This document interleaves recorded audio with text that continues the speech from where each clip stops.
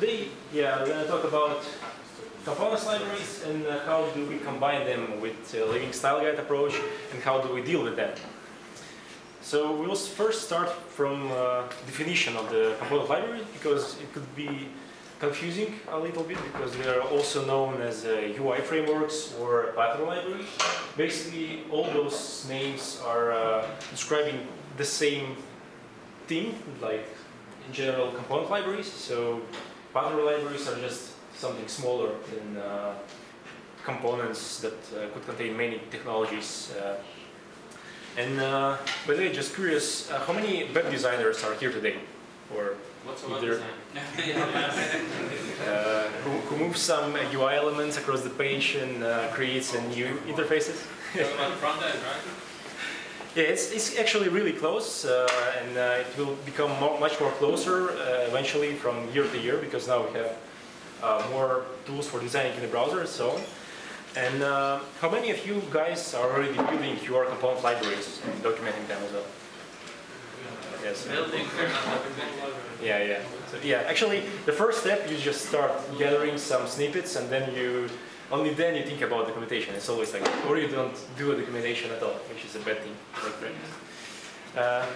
So basically, we're talking about UI component libraries, of course, because it's front-end meetup. And UI component library is a collection of blocks that helps you to that could be reused for building websites or any other UI interfaces. And these component libraries could be used in scope of one website or even in scope of a whole bunch of websites. Let's go a little bit through a history. So one of the biggest influence came from this initiative from Nicole Sauer, who first was to propose the idea of object-oriented practices into CSS. So taking some best practices for bigger programming languages that are like more grown up than the CSS, which is also not a programming language, but it's kind of similar, and we combine it with some other programming stuff. And Nicole was one of the first ones who showed how we could write the object-oriented CSS, focusing on components, focusing on small, isolated stuff. And since it's really related with UI, and we can do any modern web UIs without CSS currently, so it was one of the biggest things that initialized this movement.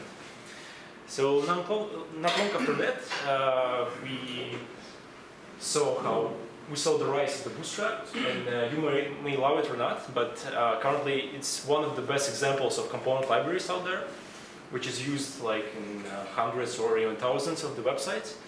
And this would be probably the best example of web components library that I could say like just instantly, because it's very popular.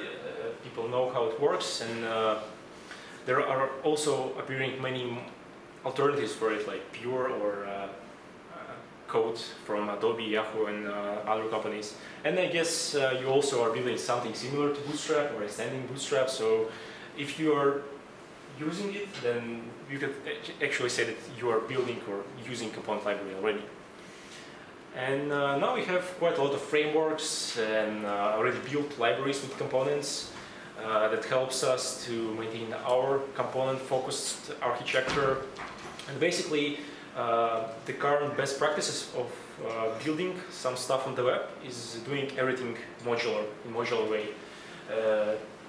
React follows this approach, also Angular pushing reusable directives and reusable services and so on to this global community build library that could any developers reuse.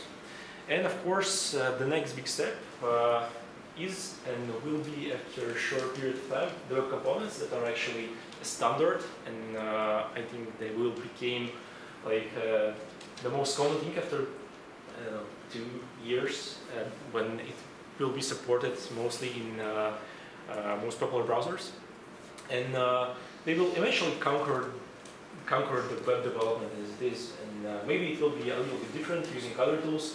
But we can run away from the modular architecture, so this is the future, and we can't change it at all.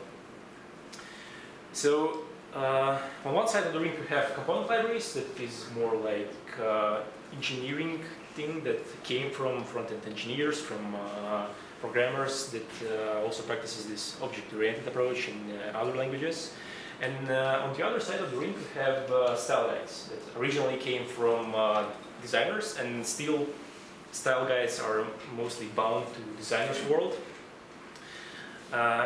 Basically style guide is a set of rules that describes how you need to create some stuff, how you will build something in the future. So it's more like about defining some boundaries for the future development. And the biggest example for engineers and for front-end developers could be some coding guidelines, like Google guidelines that describes how you write CSS, JavaScript, and so on. This is also basically a style guide, but focused on the code. And of course, there are many different style guides. For example, you could have style guides for some brandings, for typography, for front-end as well. So we'll also focus on front-end style guides today. And there are actually quite a lot of examples out there. Many companies have public style guides. It's really interesting to see and to compare how other companies practice this approach and how they build their own guidelines for future development and so on. Originally, all the style guides was like developed and was maintained in the PDFs, like this one as well from Adobe. It's mostly focusing on the front-end related stuff. This is why it could live in PDF, but for front-end it won't work at all. So this is a short list of the groups of style guides that we have. Of course, we could split them out to smaller groups, but these are probably the biggest that we could just share and that we could split from hold a bunch of style guide topic and so on. And yeah, today we'll be focusing on front-end style guides, and basically we'll be talking about how to combine the components approach, the modular based architecture, and reusable stuff for the web with living style guides. So as I could say, the components are something smaller that is basically the first steps when you start doing this. As we already mentioned, that first you start building something, so you start building reusable stuff, and then you just start adding documentation, some description on top of it. And basically, style guides is the same thing that is mostly bounded to documentation. And we could think about some parallels as we are combining in this way two worlds of front-end engineers and developers with designers' world. Just because it's the way it is, and it's really hard to say who is a web designer currently, because web designers need to know markup, they need to know something about JavaScript as well, and with each year the requirements are growing for that, so eventually we will probably become the same, and we already need merging some of our tools and approaches in the way how this stuff could be combined as well. So this is an example of components library with link style guide on top of it, and it's probably one of the best examples that shows the idea of how living style guide for front-end could describe the components. So you could have all the components here on the one page rendered in the browser, not like a static image from PSD. That could look quite different or even more different in some cases. And this is basically how front-end style guide looks like. And you could also see other examples that are more complicated, that don't have this designer's touch without any fancy colors and so on, but are very strict and came mostly from engineers' teams without designers. And we'll talk about reasons why they want it. So I will just fast jump through the biggest advantages that you could have having reading style guides and using this approach. So basically, the first reason and the biggest one is documentation, because it's never enough, especially for big projects, especially for lasting projects that evolve like through many years. And if you came to a new an old project after it was building at around 4 years, you'll eventually stuck with investigating the code or rebuilding some new stuff all the way over, and building some stuff that is already somewhere out there in the code base. The next important thing is that linking style guides helps to maintain the consistent UI and most importantly the code base, because having structured library, structured components with description and examples that are rendered directly in the browser helps you to know your components, to know your platform on which you are building new pages, new websites, and so on. And especially, as I said, if you know what you already have in your code base, you won't be creating new buttons, re-implementing some stuff that already is there, which will eventually transform your code base into a bloated piece of something. Yeah? So the third most important thing that you have as a benefit is ability to test easily. First, test like by hand, because if you have all the components with all the states and modifications of it on one page, after doing some code refactorings, you can see all the changes that you made. So you don't need to click through your site and to repeat the user actions to see all the states of the component. You can just see them on one page. And of course, it could be also automated, so you could use some image regression testing on it, and it is really useful, especially if you are combining your small components to bigger organisms and tightly combine them into building pages and so on. So after you refactor something, you can just run automatic image comparison and you will get the report if something was broken or not. And of course, there are many more benefits of having style guide, but since we're mostly focusing on tools today, I wouldn't go through them much. So let's talk about the tooling, and basically this is the reason why I am here today with this talk. Here's the list of almost all the tools that are helping you to generate front-end style guides. As you see, there's quite a lot of names. You don't need to remember all of them. And to present them more user-friendly, I grouped them into bigger groups. So we will go almost through all of them and see what's the difference.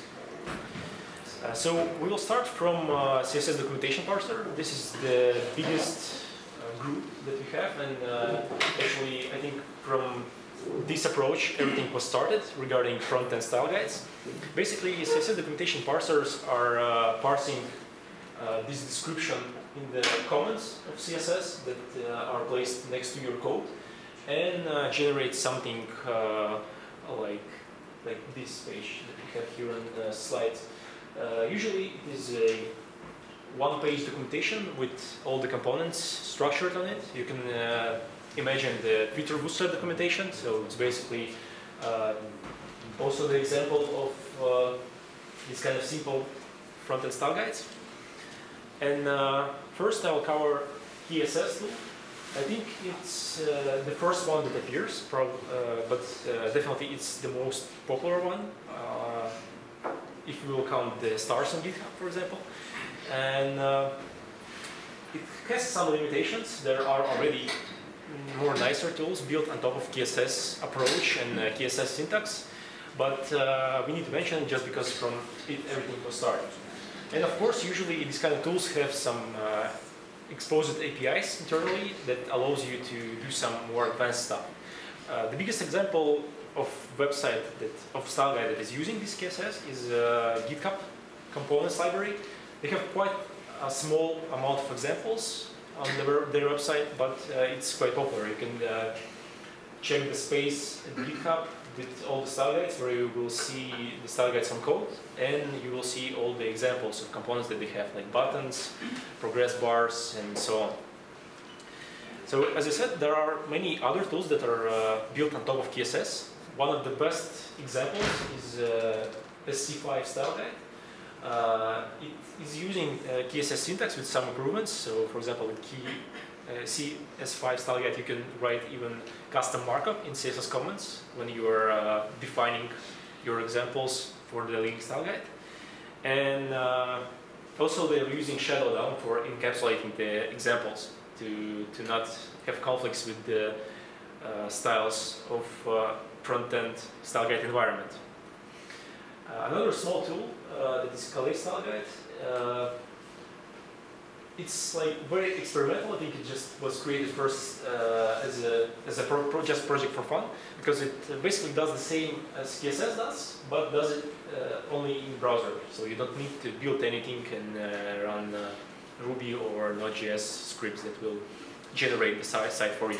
So you just just link the CSS file to your page, and it all runs in the browser. It's fun, it's easy to set up, but only for really small use cases.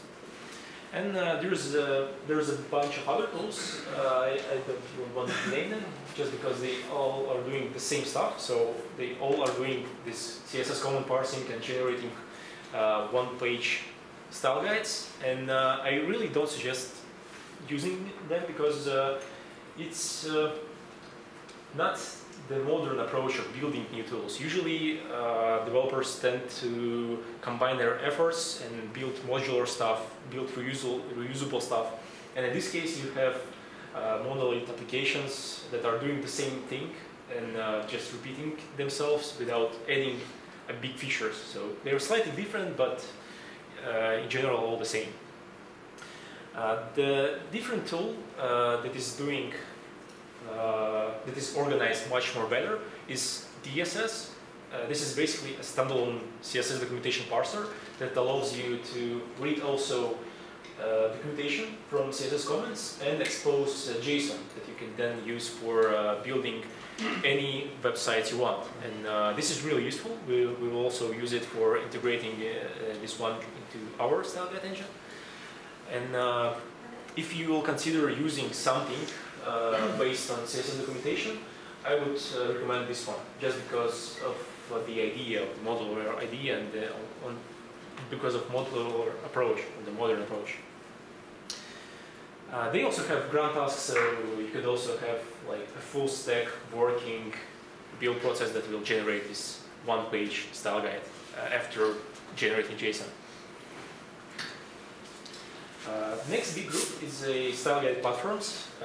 This is something new. I came up with this term quite recently, and just because it describes much more better the difference between CSS documentation parsers and the other party tools. So one of the biggest examples of style guide platforms is Haritonov, which is also one of the most popular ones. It is created by Brett Frost, one of quite popular guys on the internet. He's a web designer and developer as well. And the difference between this tool and CSS documentation parsers is that it doesn't parse the comments itself, but it also is generating.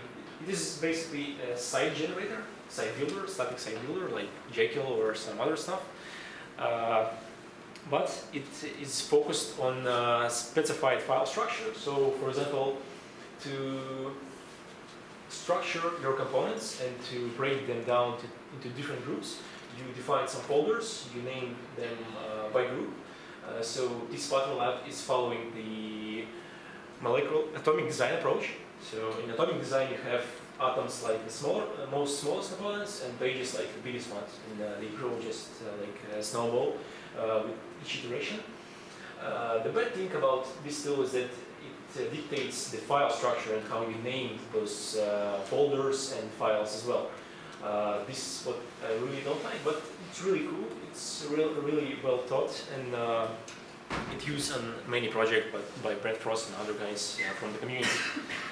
And another thing that I want to mention, that in this example we see that components are structured by folders, and at the end you have in each folder a set of mustache templates. But the modern best practice for structuring the sources of the components is to have a folder for a component itself and to have all the sources in the same folder. And basically none of those tools that I will show you, except one, are supporting this idea. They only expose one file, defining only one file as a representation of the component, which is not true, because usually components have few technologies like CSS, JavaScript, its own images, and so on. So basically, as I said, PatternLab is a static site builder. It also has its own tools for responsive testing. So, for example, it's hard to see here, but at the top on the toolbar they have some buttons that allows you to change the white on the screen and to see how your components will work in different whites and different dimensions. And yeah, this is how the atomic design and the approach looks like. As I said, you have atoms like the smaller components, like button. Button is basically smallest components is an atom in this way of naming. And if you combine button into the button group, or I don't know, into the tabs layout, then you will call it the molecules. And growing them into the bigger organisms, you'll just eventually go to the pages that you see on the browser in many websites. So. Going further with other tools, there is also a pattern primer. That is basically a small script, I don't know, written in 50 lines of code, originally in PHP. And it basically just gathers all the HTML files from a folder and combines them to one file that you can also define as a style guide. Next one, next tool is called a Living Style Guide. Gem, and the guy who created it is very clever, just because he just booked the name of Living Style Guide, saying that this is like the only Living Style Guide on the web. And it also parses the defined file structure, but it uses not the mustache files at the end that are then serve as a building blocks of your component library, but it uses Markdown. So you define your HTML in the Markdown and description right there. And it's also a static site generator. So here's an example of the output of the Living Style Guide gem. So basically you have this one-page documentation with all the components like logos or colors or any other stuff like hero banner or some layout and so on. Next, and one of the last ones is Fabricator. It's also following the same way of gathering files from defined file structure, but it combines indexed HTML files with the examples plus Markdown files. So you could have side by side two components that will be structured in the right order. So first you will have a description. That will be something like this, defining the description, the text description of the component, and then you'll have the example of the button itself, which is stored in this HTML file. This tool is really nice to have, just because it ships with it also the build stuff, the build processes. So you got out of the box the build process based on Gulp that runs the server and runs the rebuild on every file change. So you could code all your snippets through, write all the markup, and see how the page is lightly loaded and so on, right out of the box. It's really nice to document a minimalistic set of UI components, and as I said, having tools for development is also something not similar to other tools, because with PatternLab you don't get it by default. And the next tool, and the last one from the style guide platforms, is SourceJS. That is basically our tool that I am maintaining, and I found it in my previous team. The difference between this one and the other one the other platforms isn't not so big in terms of the idea of structuring the components. But as I said, only one tool is following the right approach of structuring components. So we push the idea of structuring components in this way, where we have all the technologies in one folder. But also with this engine, you could follow any other approaches that you saw previously with Pattern Lab or Fabricator and so on. And the main difference between this tool and other ones that I told about, this tool is dynamically rendered, so it's not a static site generator. So you don't expect that you run the command, get a bunch of static files, and then open in any browser. Basically, it's a Node.js application that allows you to extend it in like every step, adding some plugins and modules on top of it.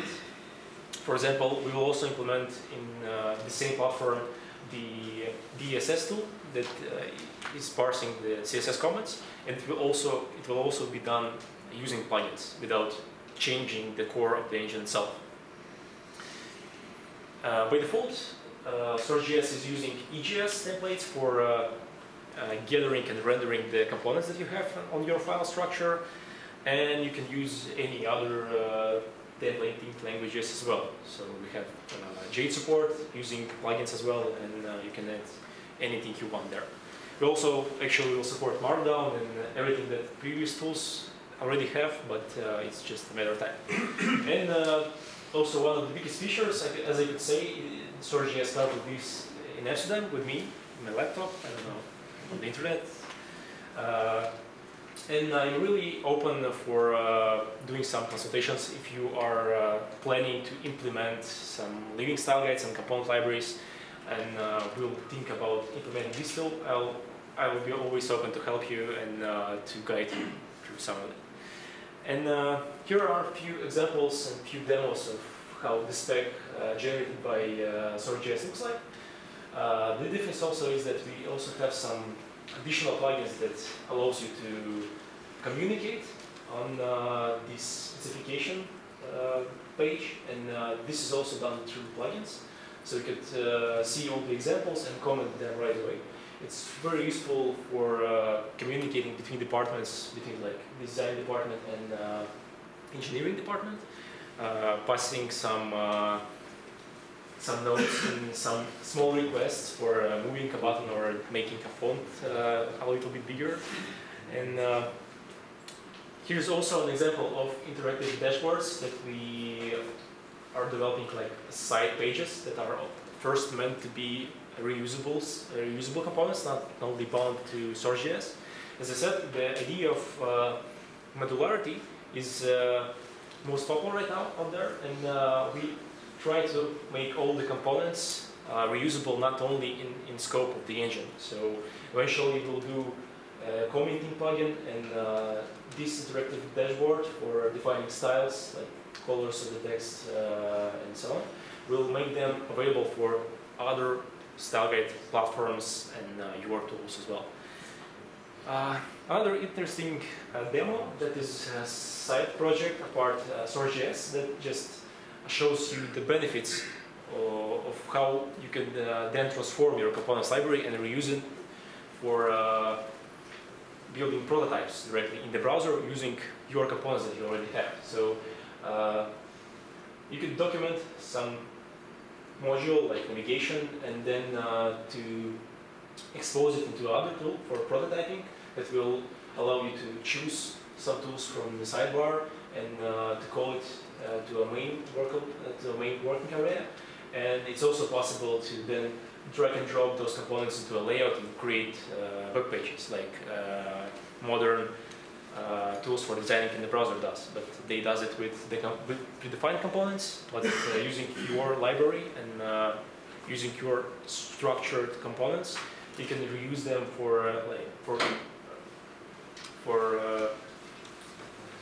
you can reuse them directly in the prototyping tool. So a few words about future of SourceJS, and we'll stop with that just because I could talk about it like whole day. So as I said, we will support CSS documentation approach and Markdown and other stuff, and maybe we'll continue building plugins and so on. It's easier to just check out the website and check out the screencast that is recently added there. And yeah, returning to this slide from which we started with the list of all the components. So we talked about almost all of them. The only ones that I didn't mention is Theo, I don't know how to pronounce it actually. And this is one of the standalone modules that allows you to convert design properties that are basically the definition of colors and some other properties into JSON, HTML, less SAS and other CSS preprocessors that allows you to reuse a set of properties in different platforms. They also, as I know, use them for native applications, so they reuse the same JSON with all the colors for building iOS applications and so on, apart with websites using SAS and other things. And very interesting movement is in this part with starter kits. Basically, starter kits gives you already built pages with all the HTML snippets that you could style and test on without building your own components library. So these are basically bootstraps for your new style guides, and this is how they look like. This is an example of Google Web Starter Kit that is having quite a lot of tools together, and also is including Living Style Guide Bootstrap. So on what you get at the end is one page with many code snippets. So you have all the H elements, like starting from H1 to the smaller components. On the same page you have any other text like quotes and some other examples of components that you might be having in your new application or you already have in your existing application. This page is quite big, so it has quite a lot of examples on it, and it's really useful for testing as well, even if you are just building something new. So let's sum up and talk about the pros and cons of different approaches and the biggest tools. So talking about CSS documentation parsers, the biggest pros and the biggest benefit of it is that it's really easy to set up, so you don't need to do much. You just write your description in CSS and then you run script for building, and that's basically, then you have already built a static page or a static system of pages with some navigation.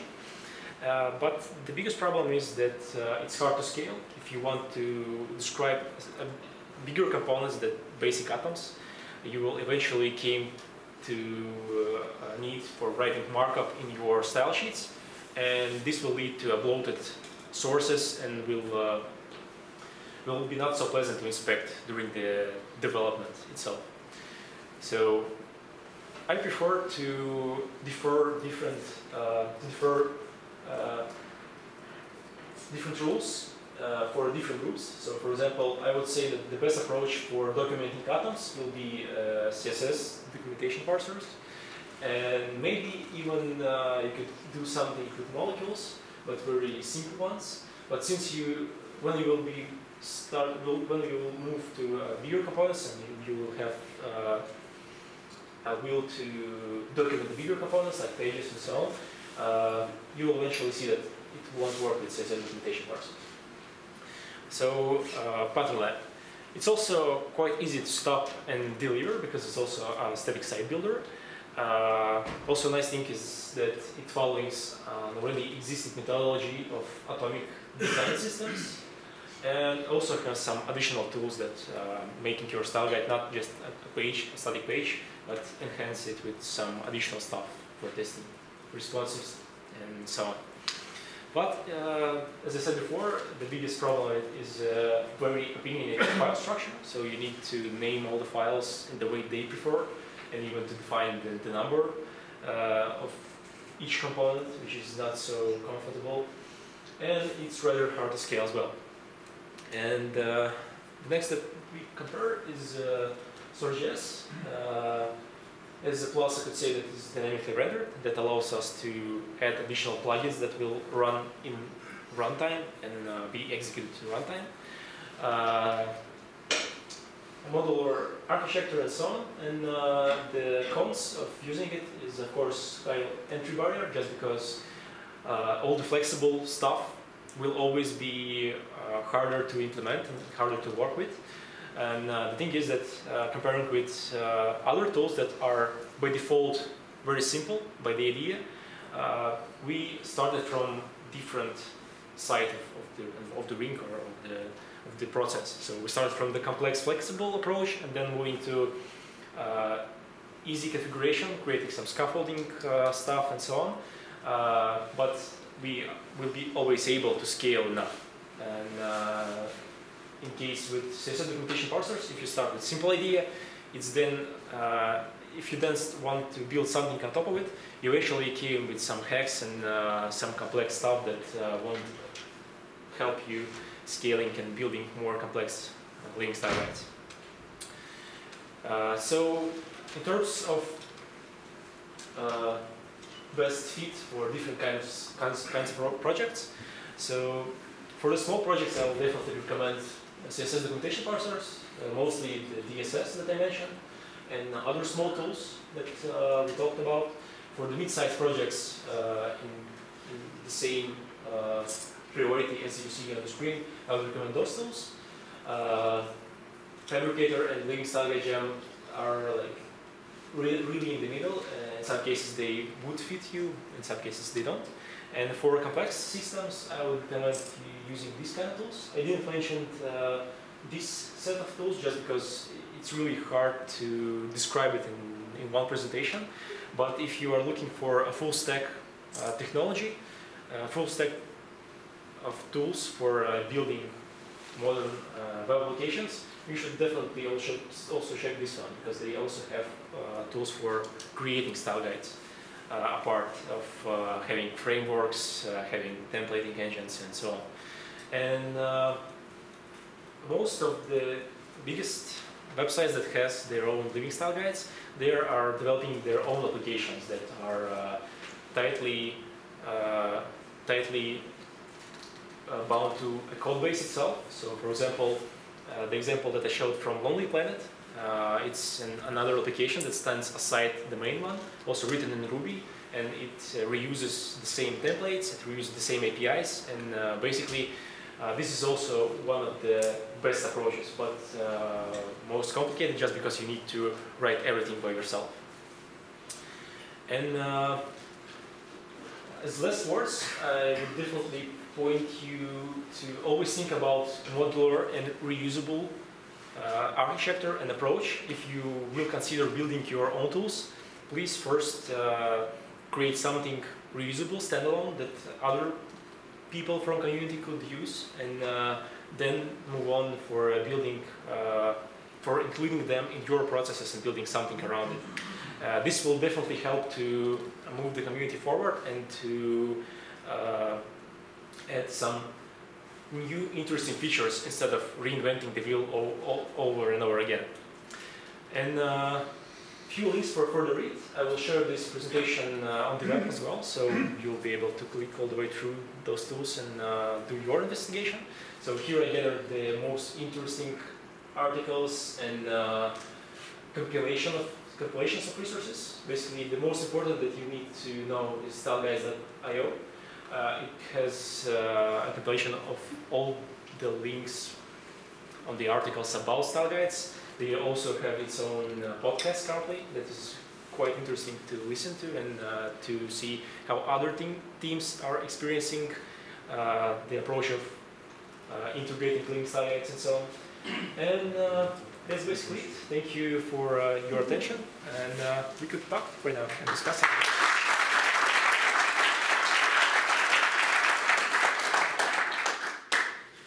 Questions? Okay, I will ask them. Yeah, sure. I'm really curious about some features from SourceJS. If you have something in plan. What I really like with SourceJS is the collaboration thing. Yeah. Because living style guide by definition belong to bigger projects. Yeah, of course, yeah. So do you have any plans on integrating any Jira or any other collaboration tools? Yeah, we also have some thoughts about integrating Jira because it has API that could be easily integrated. So you could, for example, connect your documentation with some Jira task. I don't know for sure, we don't have any priorities for that, but since we already have documentation for that describes how to build plugins, it's really easy to build by your own, just knowing some basic things on JavaScript and Node.js. But yeah, as you said, it's a really important thing, and if we will, I forgot to add another slide that describes the evolution of the idea, starting from PDFs, then moving to CSS documentation parsers, style guide platforms, and then the next step is building processes around your style guide, around your components library, where you start gathering all the teams like testers, managers, designers, developers in one place and building tools for their collaboration. So, yeah.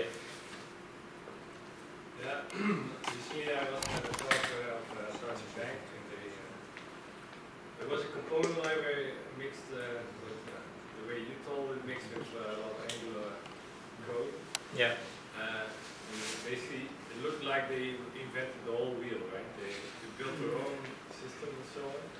Why do you think that is so, that companies tend to build their own component library? It came from different reasons. First of all, I think it's laziness of the developers, just because they, in some cases, don't want to go out there and to learn about other tools.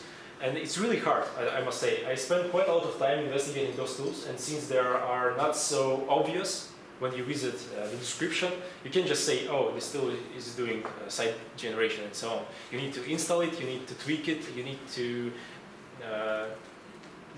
dig deeper.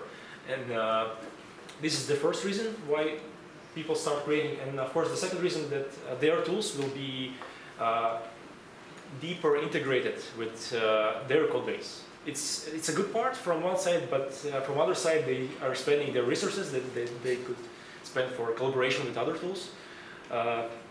It of course depends on the situation, but I would suggest to take something already built and start to tweak it, extend it, and provide the community some new solutions, some new plugins, and so on.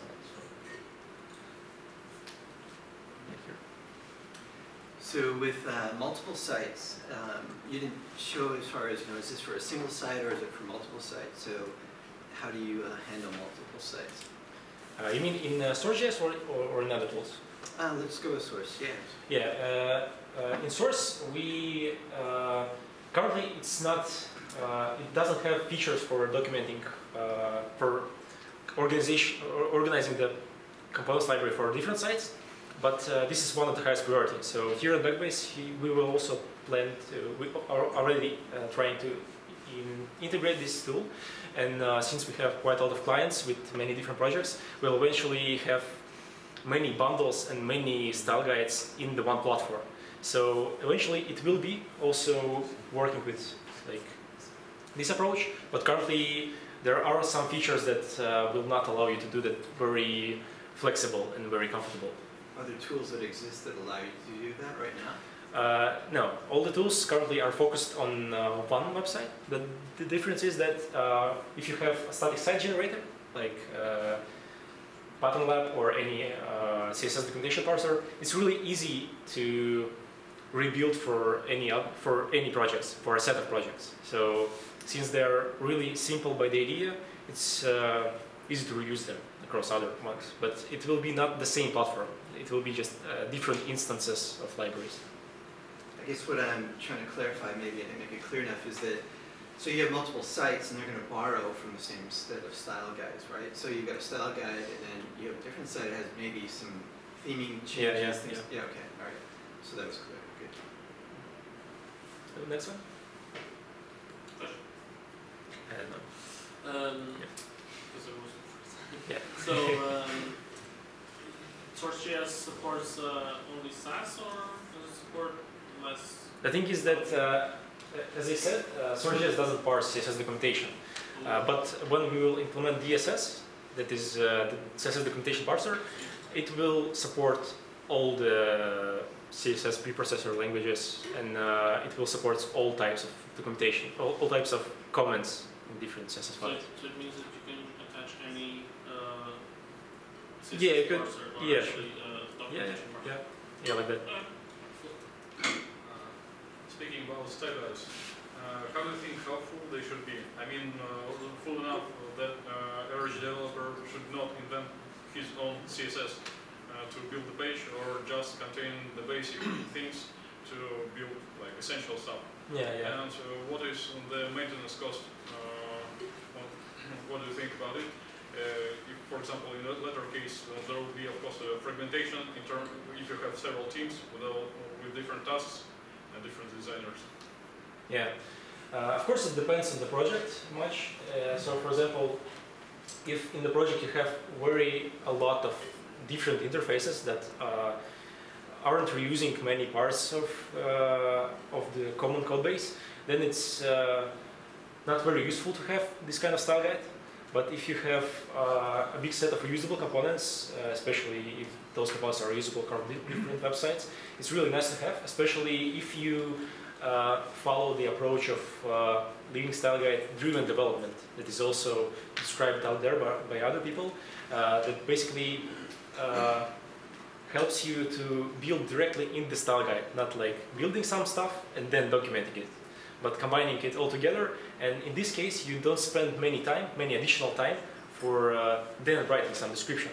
You just build right inside of the style guide, and then you don't need any additional time to have it to publish it, for example. So it won't take much time, and if you reuse a decent amount of code, it could be really useful. But it still should be a single person or a team who's maintaining these style guides. No, of course it must be not a single person, because these tools are mostly for collaboration. So documentation is needed if you have many people working on one thing, not only one. So of course many people should work on it, not only one guy. It must be always easy for everybody to set up the same environment, like build tools and so on, so they could follow the same approach. So everybody will be building on the same platform, and the output will have the common components library. I have one more. You mentioned the concept of style guide driven development, yeah. which I think is fine, but sometimes maybe you end up building a style guide, as you say, after you have actually done the development, just to maintain the project and extend it, blah, blah. But is there such a thing as a style guide driven design instead? So I think that's even more fascinating. Yeah, of course there is. I'm not a pro designer. I guess Chrissy could tell more about it actually. But from my perspective, everything started from that side. Designers first came to this approach for first building some reusable components or reusable images, I don't know, something like that, and then using the same patterns for building new websites. So there definitely is, and I think it's much more developed than we have in style guide driven development approach. So if you are aligned with your designer team, then it's really a good combination. If designers are following this approach and they are focusing on modules, and developers are focusing on modules, it's really nice to understand each other. You just think in the same way, in same terms, and about same instances of building blocks.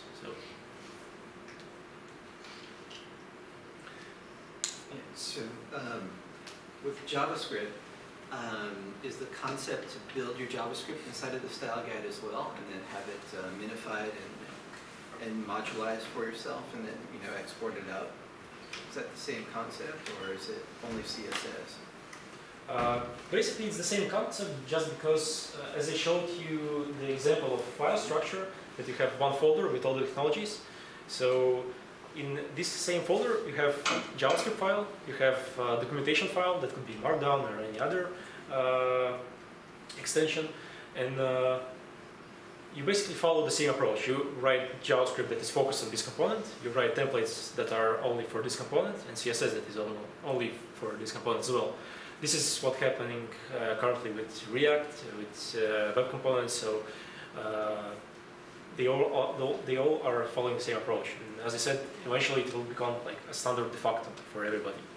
So it'll minify and concatenate for you, and then you have your actual JS. Yeah, the minification concatenation is already a question of the build process, and it's also available. You can easily organize this kind of workflow.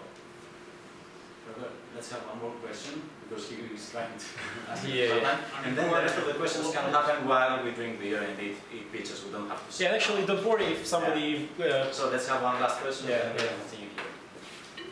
Yeah, thank you for your presentation. I think it gives a nice overview of all kinds of tools. But I think all of them are open source tools. Yeah. I told me about open source just because we can reuse them and tweak them. Yeah, that's right. But are you aware of any commercial tools? I saw a few services, but the problem is always that they are remote, and you are forced to this kind of process that you need to upload something through the browser on the internet, and you can't follow the same approach with Living Style Guide driven development. You can just see instantly the changes and so on. You can't easily extend for your needs.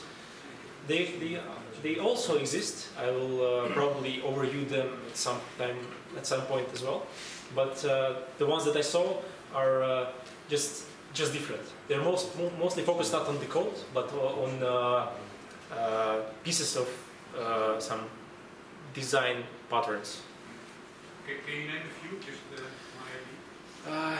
It's really hard to say the names currently. I will just post it to comments in the meetup group. So I have a list. It's somewhere in my notes. So I will show it. Just curious. Yeah. So yeah, and who is upset that not naming their questions? You could easily point them to my Twitter account or find my email at my website as well. So I'm open to answering them or just speaking about some processes, approaches. And of course, I'm still available here, so we could chat more, and I could show some demos as well on my laptop. So yeah, thank you for listening.